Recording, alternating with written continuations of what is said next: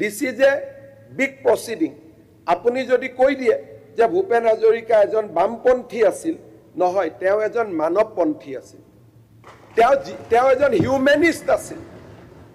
ভূপেন হাজৰিকাৰ জীৱনটো আছিল মানুহে মানুহৰ বাবে। বামপন্থী আদৰ্শ হৈছে কনফ্লিক্টৰ আদৰ্শ। মানুহৰ বাবে নহয়। It is again rich and poor, proletariat capitalism. সঁচা হ'ব পাৰে, মিছা হ'ব পাৰে, বেলেগ কথা। But Bhupen Hazarika was a humanist. সেইকাৰণে মই এই কথাখিনি ক'লোঁ, চ' ডেট ৰেকৰ্ড ডাজন্ট গ' ৰং।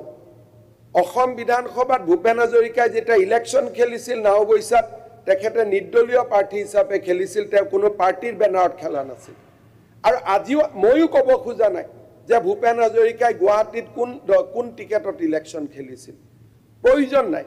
কাৰণ ভূপেন হাজৰিকা মানৱদৰদী, মানৱী, এজন সম্পূৰ্ণ পৃথিৱীৰ বিশ্বৰ মানৱ জাতিৰ হৈকে যুঁজ কৰা এজন ব্যক্তি বুলি ইতিমধ্যে সমাজে তেওঁক স্বীকৃতি দিছে। সমাজে তেওঁক এটা সেই নামেৰে তেখেতক জানিবলৈ বুজিবলৈ চেষ্টা কৰিছে। সন্মানীয় সদন, ভূপেন হাজৰিকাদেৱৰ এই জন্ম জয়ন্তী উৎসৱ পালন কৰিবলৈ অসম চৰকাৰে এখন 50জনীয়া সমিতি গঠন কৰিছে। সেই কমিটিৰ প্ৰথমখন বৈঠক অনুষ্ঠিত হয় আৰু ৰাজ্য চৰকাৰে ইয়াত আমি কেইটামান বিশেষ কাম ডক্টৰ ভূপেন হাজৰিকাৰ জন্ম জয়ন্তী পালন কৰিবৰ বাবে যোৱা আৰম্ভ কৰাৰ বৰ্ষটোত আমি কেইটামান কাম কৰিব খুজিছোঁ। তাৰ বিষয়ে মই পবিত্ৰ সদনক অৱগত কৰিব খুজিছোঁ। প্ৰথম, ডিব্ৰুগড় বিমানবন্দৰক ডক্টৰ ভূপেন হাজৰিকাৰ নামত আমি উৎসৰ্গা কৰিম। 8 ছেপ্টেম্বৰত ভূপেন হাজৰিকা ডাঙৰীয়াৰ বা দেৱৰ 100তম জন্ম জয়ন্তী আমি গুৱাহাটীৰ খানাপাৰা ফিল্ডত আমি অনুষ্ঠিত কৰিম। সিদিনাখনেই 1000 যুৱক যুৱতীয়ে অসম আমাৰ ৰূপহী, গুণৰো নাই শেষ এই গানটি সমাজৰ সকলোৰে সন্মুখত 1000জন যুৱক যুৱতী একেলগে গাই তাক প্ৰদৰ্শন কৰিব। ইয়াৰ পৰৱৰ্তী পৰ্যায়ত ভূপেন হাজৰিকাৰ কৰ্মভূমি অৰুণাচল প্ৰদেশ তেওঁৰ জন্মভূমি বা তেওঁ শৈশৱত তাতে তেওঁ আছিলে, আৰু পৰৱৰ্তী সময়ত পশ্চিমবংগ। এই দুইটা স্থানতে আমি দুখন তেখেতৰ স্মৃতিচাৰণ সভা আমি অনুষ্ঠিত কৰিব খুজিছোঁ। তাৰ পৰৱৰ্তী সময়ত আমি মহাৰাষ্ট্ৰ, বোম্বাইত, য'ত নেকি তেখেতে প্ৰফেশ্যনেল কাম, বৃত্তিগত সময় পাৰ কৰিছিলে আৰু বহুতো তেখেতৰ অনুগামী আছে, আমি মুম্বাইত ভূপেন হাজৰিকাদেৱৰ স্মৃতিচাৰণ সভা এখন অনুষ্ঠিত কৰাৰ সিদ্ধান্ত লৈছোঁ। আৰু 2026 চনৰ 8 ছেপ্টেম্বৰৰ দিনা যেতিয়া এই জন্ম জয়ন্তী পালন 1 বছৰ সম্পূৰ্ণ কৰিব, আমি নতুন দিল্লীৰ ভাৰত মণ্ডপমত সমগ্ৰ অসমীয়া মানুহে লগ লাগি ভূপেন হাজৰিকাৰ জন্ম জয়ন্তীৰ সামৰণি অনুষ্ঠান পালন কৰাৰ সিদ্ধান্ত লৈছোঁ।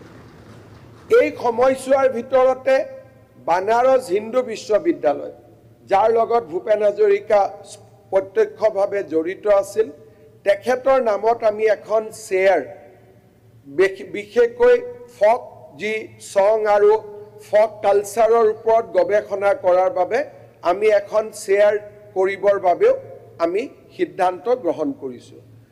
ভূপেন হাজৰিকাদেৱৰ নামত ইতিমধ্যেই পোষ্টেল ষ্টাম্প নিৰ্মাণ কৰা হৈছে, পোষ্টেল ষ্টাম্প তেখেতৰ নামত আছে, কিন্তু আমি এই সময়ছোৱাত ভূপেন হাজৰিকাৰ নামত এটা মুদ্ৰা, কইনছ, ৰিজাৰ্ভ বেংক অফ ইণ্ডিয়াৰ দ্বাৰা এটা কইনছ আমি নিৰ্মাণ কৰিব খুজিছোঁ।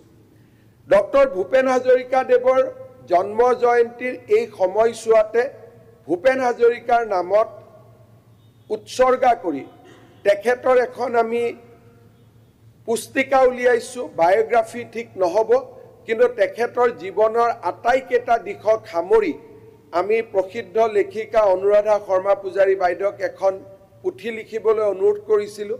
তেখেতে আমাক পুথিখন লিখি দিছে।